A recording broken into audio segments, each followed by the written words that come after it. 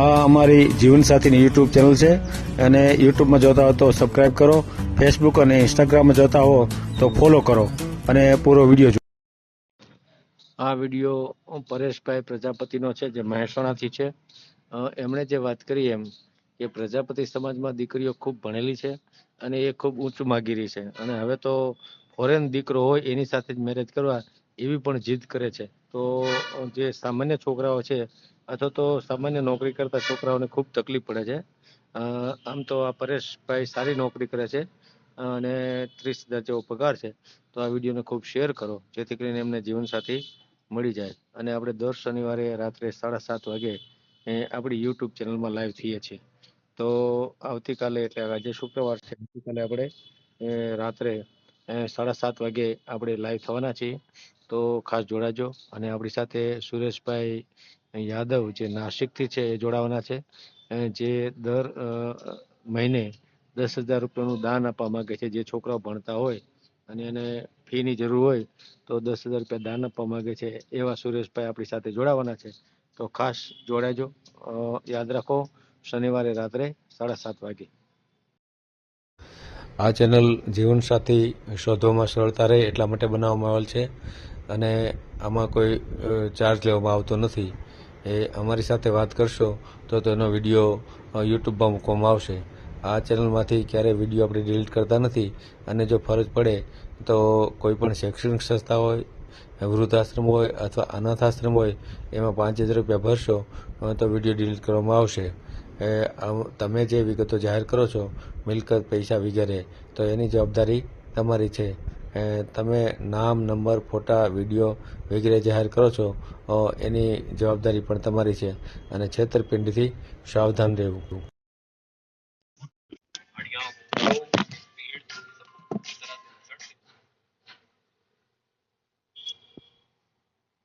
જય સ્વામિનારાયણ. જય સ્વામિનારાયણ. હા, તમારો વિડીયો જોઈ તમને ફોન કર્યો સાહેબ. એમ? સારું થઈ ગયું. બરાબર.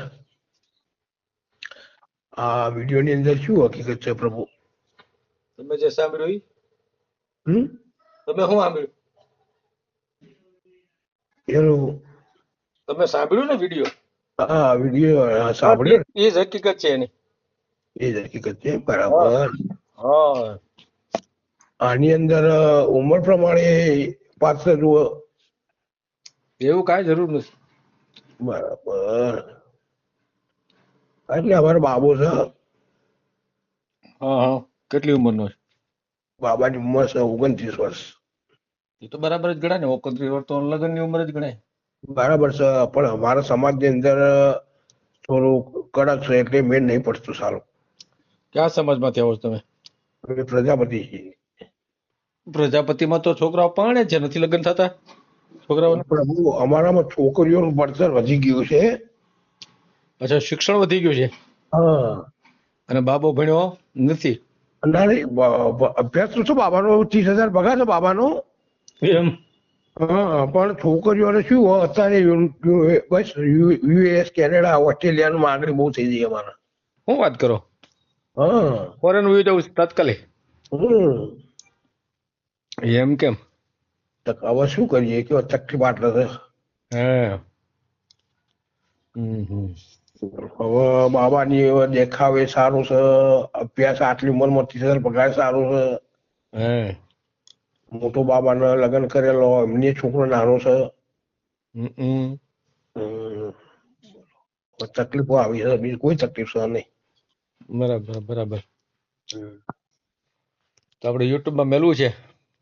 હા. એટલે એની અંદર શું કરવું પડે? કાંઈ કરવાનું તમારે કાંઈ નથી, તો મારે જ કરવાનું છે. બરાબર. નહીં, એટલે અમારે કઈ આપવાનું હોય ફોટા કે એવું કઈ? નહીં, તમને હું પૂછ્યો એના જવાબ આપવાના તમારે. બરાબર. એટલે કદાચ આવા પ્રજાપતિ સમાજની કોઈ છોકરી હોય, ઉઠું પડેલી હોય, વ્યવસ્થિત બરાબર, આપડે ઘર ચાલવું હોય એવું ચાલે ખાલી. એને કઈ કામ નહીં કરાવવાનું. બરાબર. બસ એનું ખાઈ પીને વધીને એને જે ઘરનું કામ હોય, કપડા, વાસણ, બસ બીજું કઈ નહીં. શું નામ છે ભાઈનું? એનું નામ પરેશભાઈ. પરેશ, આખું નામ? સીતારામભાઈ. સીતારામ. હમ. અટક. પ્રજાપતિ. રહેવાનું ક્યાં? તાલુકો જિલ્લો મહેસાણા. મહેસાણા, બરાબર. અભ્યાસ કેટલો કર્યો છોકરા? 12 પછી ITI. 12 અને ITI, બરાબર.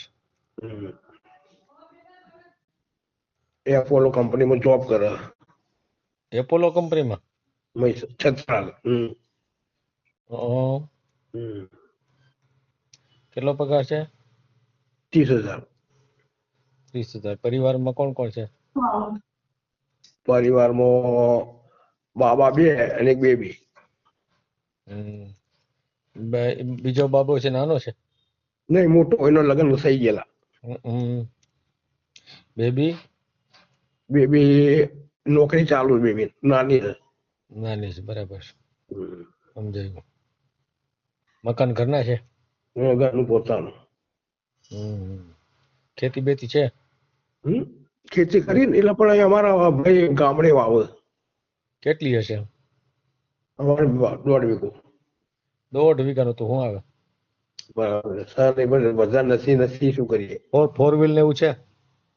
હા, ગાડી ખરી. 4 વ્હીલ છે. કઈ કંપનીની છે? ઇકો. ઇકો છે ત્યાં. એટલે ઇકો ફરવા માટે છે કે ખાલી ફરવા માટે? મોટરસાયકલ? ફર્સ્ટ. મોટરસાયકલ છે? કેવું? મોટરસાયકલ? હા, વગર ખરી ને. 2 વ્હીલ ની વાત કરું છું. હા, 2 હોન્ડા. હા, બરાબર. તમે શું કરતા હતા? મારા પોતાના કાપડની દુકાન, સાડીની દુકાન હતી. એની સાડીઓ, કાપડ. હા. પણ 5 વર્ષ દુકાન ચાલી વ્યવસ્થિત, અને પબ્લિક ઉધાર આપ્યું એટલે પબ્લિક સારી પાછળથી દગો કર્યો. લઈ જઈને પછી એમના તો ઉઘરોણી થઈએ એટલે કે પૈસા નથી, બીમારી આવી છે, છોકરું મોડું છે, આમ છે, એમ કરીને એમાં દુકાન બંધ કરી દીધી. પબ્લિકે પૈસા આપ્યા નહીં.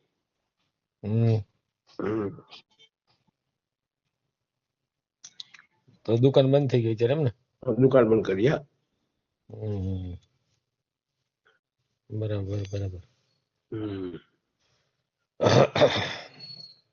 તો હવે આપણે કયા સમાજમાં આમ ગણતરી રાખો છો? પ્રજાપતિ સમાજ. પ્રજાપતિ સમાજ સિવાય કોઈ નહીં, બરાબર ને? બીજી કોઈ જ્ઞાતિ નહીં ને? ના, બીજે નહીં.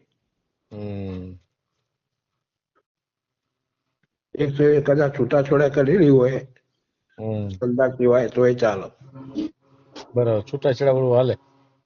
ચાલે. બરાબર. વિધવા હોય તો? ના, વિધવા નહીં ચાલે. બરાબર. છોકરા નામ કઈ વ્યસન કઈ? નહીં, કોઈ નહીં, બિલકુલ નહીં. બાર ખાતો હોય તમને ન ખબર હોય એવું નથી ને? મા બાપ ખ્યાલ હોય ને, આપણો બાબો કેવું છે આપણે ખ્યાલ હોય ને. બરાબર. પરિવાર જરૂર કાયમ જોઈ બેઠા હોય એટલે ખ્યાલ આવી જાય ને. એના આમ શોખ બોખ કેવા? બસ એનો કદાચ ઉત્તરનો તહેવાર હોય, દિવાળી ઉપર 2 દિવસ ફરવા જવાનું હોય, બસ, બીજું કોઈ નહીં. ફરવાના શોખ ખરો એમ ને? ફરવાનું કોઈ વ્યવસ્થિત મિત્ર હોય એમના જોડે જવાનું, બાકી નહીં જવાનું એમ. બરાબર. કઈ વાંધો નહીં. આપણે ભાઈનો ફોટો મોકલી દો, આપણે યુટ્યુબમાં મેલ દેવું. બરાબર. બરાબર. આની અંદર કોઈ ખર્ચા બરચા એવું કઈ? ના, આપણે તો ફ્રી સેવા જ છે. બરાબર. ખર્ચો કઈ નથી. આપણે યુટ્યુબમાં મેલ દઈએ આપણે. બરાબર. એટલે પ્રભુ એક પ્રશ્ન પૂછું કે તમારે અહીંયા જે મારું અટક એટલે કઈ આવો તમારે? અમે બુદ્ધિસ્ટ માં આવી. બુદ્ધિસ્ટ. બરાબર.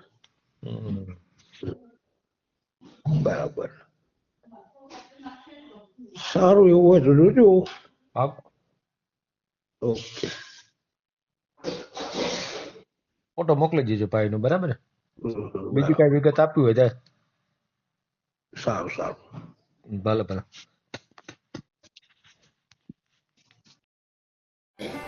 આ જીવનસાથીની યુટ્યુબ ચેનલ છે, એને સબસ્ક્રાઈબ ન કરી તો સબસ્ક્રાઈબ કરો. ફેસબુકમાં જોતા હો અને ઇન્સ્ટામાં જોતા હો તો ફોલો કરો, અને વિડીયો ગમ્યો હોય તો